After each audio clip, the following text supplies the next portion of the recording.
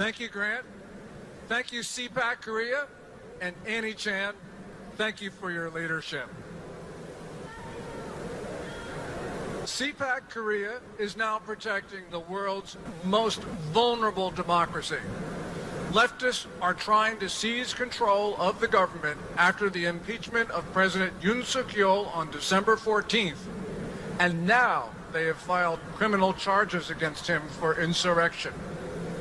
The only thing that is protecting democracy in South Korea are conservatives in the cold, on the streets, confronting leftists on Seoul and Daegu and so many other cities. What's at stake? Well, nothing less than the continuation not only of democracy, but also of the South Korean state, the Republic of Korea. If you want to know where the front line of democracy and freedom today is, it is in the streets of Seoul. Now, that's the summary. Let's get started. And this crisis did not start in December with the impeachment of President Yoon.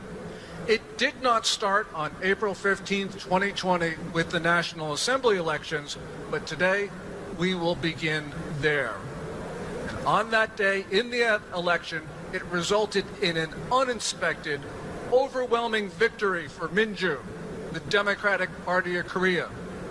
Minju won that election because of early votes in district after district tipped the results to the leftists. There were so many uniformly narrow victories that it was statistically improbable. As one observer said, either God did it or the election was rigged. I know God did not vote in that election, but the Chinese rigged it. The National Election Committee, what they did was they used servers from Huawei Technologies, the Chinese company, which Beijing was able to access. Also, there is reporting that the NEC cooperated with Tencent, the Chinese internet giant, to develop algorithms to switch votes that had been decided early. This election was stolen. In 2024, just like in 2020, we had unexpected results and a big Minju victory. They did it again. This is something that never happened before in South Korean history. So we know that they took that election from the conservatives. NEC, National Election Committee, in 2024, they even hired Chinese to count the votes. So what's the consequence of all of this? Well, Minju now controls the National Assembly, as they have for the last 4 years, but something else, and that is Minju is not a normal political party. Its leaders somehow seem to think that they are still in the 7th century when China's Tang Dynasty controlled much of the Korean Peninsula. So you have leftist leaders. They believe they are vassals of this magnificent Chinese state, or even servants of it.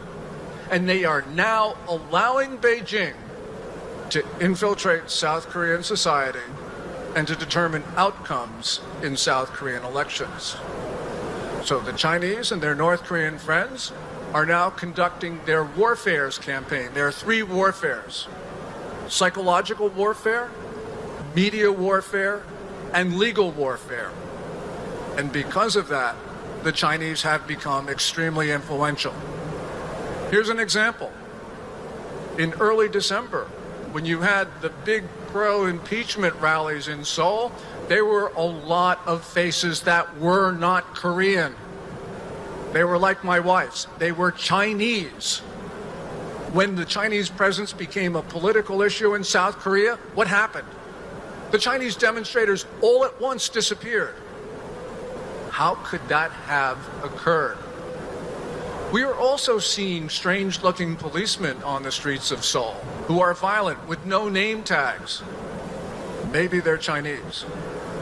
We don't know for sure, but we can see that this is a time of unusual, certainly extraordinary events in South Korea. In South Korea, Minju, we now have a leader, Lee Jae-myung. He is just like previous Minju president with Moon Jae-in. It means that the South Korean state is at an extraordinary time. Now everything is at risk.